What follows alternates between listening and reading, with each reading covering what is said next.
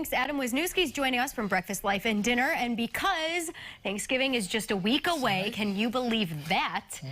We are talking turkey. Yes, we are. My favorite holiday, one of my favorite meals, Thanksgiving. And we're going to take a turkey breast and stuff it. Okay. It's a really nice presentation. And if you're, if you're trying to feed 100 people, a whole bird might be good. But if you're just trying to feed 4 or 5, the turkey breast is a nice way to serve that traditional meal. That is nice. All right, so Yeah. We are beginning with the stuffing this morning. And the stuffing can be anything you want. I was talking to a potential client for a class last night, and we were talking about the different stuffings we might make. You could make cornbread, oysters, and mushrooms. You could make a Mediterranean style with feta cheese and olives and spinach, which is kind of what I got here.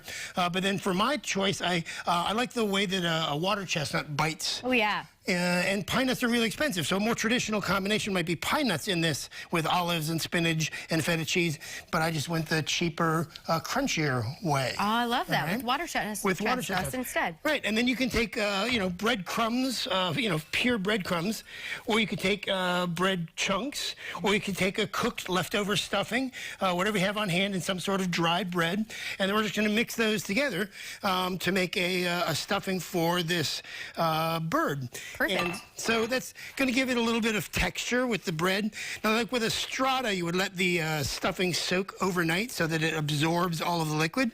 But in this case, we actually wanted to maintain a little bit of the bread structure. So I'm going to do this at the last minute just before I stuff the bird. Oh, it smells so good. Isn't that? Can you smell the olives? Yeah. Oh, yeah. Oh, yeah. And then there's a little sage and a little garlic in there, a little salt and pepper.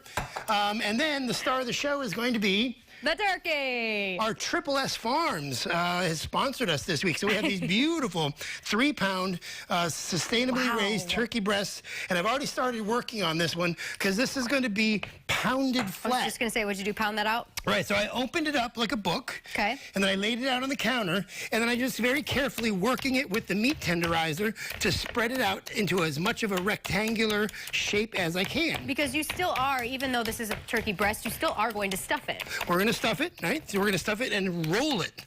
So you could do a stuffed where you just open up a pocket and stuff the breast, but I'm going to do a jelly roll style.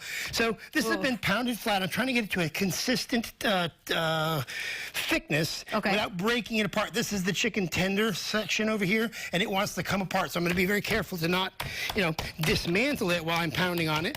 But I'm going to give it a couple of, easy whacks all around. I might flip it over and see how I'm doing on the other side. But essentially what I want is this sort of shape and size. I was just going to ask that. Is that, I mean, that's what you're going for? Yeah, so, it depends on how big the bird is. But what we want to do is we want to get it to a consistent thickness so that when we roll it, it has a jelly roll shape and consistency. So, all right, and that could be maybe a little bit daunting.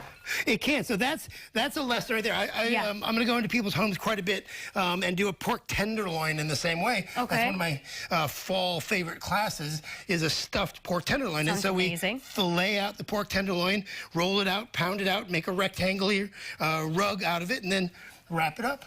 All right. And so that's what we're going to do here is we're going to take this nice big bird and we're going to take this stuffing, and we're going to put quite a bit on there. I can make a mess. Some of it's going to fall out. That's fine. But what I want to do is I want to make sure that I get quite a bit in there. Yeah, I would think you would use less than that, to be honest. Yeah, something's going to fall out. That's fine. Just, use the pan to clean up. But what I want is for the, and I'm going to turn this way. So I'm going to start on the thin end. Okay. And then I'm just going to roll this up. Oh, man. Right? And so there it is. It's going to be this great big log of stuffed turkey, right? And there it is. And I got a little bit of a hole right there. Done. Perfect. Right in the middle of the camera there. Look at this beautiful side there. That's perfect. That is perfect. Side. There we go. That's a much better TV angle. And then you're actually going to wrap this up. Right. So we're going to either truss it with string or fasten it with little skewers. And I like the string method because it's really easy. And so essentially what you do is you're just going to put the string under this. If I can turn this way maybe.